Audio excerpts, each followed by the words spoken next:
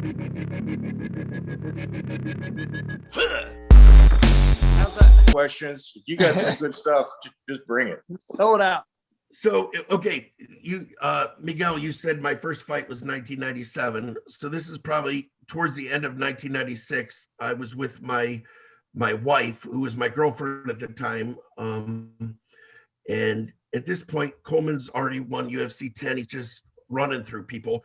And Coleman's like, Nutter, you should fight. I'm like, you're crazy. Like, I'm the guy at the party that is doing the keg stand, and you know, I'm Frank the Tank. I've never really been in a fist fight in my life.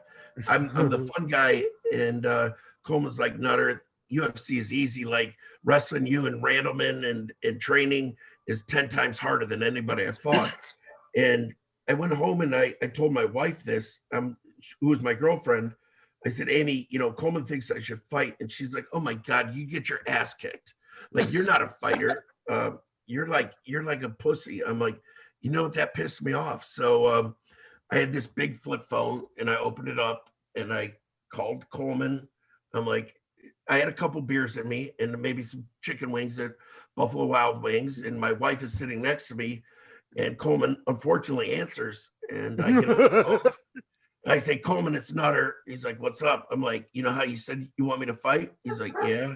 I'm like, let's do this. He's like, you serious? I'm like, yeah, I'm serious.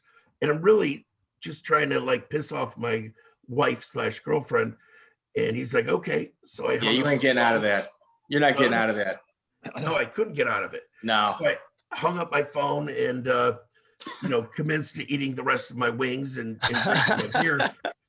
Coleman calls me the next morning. Nutter, I got you a fight and I'm a little hungover and I'm not happy about it. He's like, hey, you know, in 2 months, you're going to Tel Aviv, Israel to fight. I'm like, oh boy. Wow.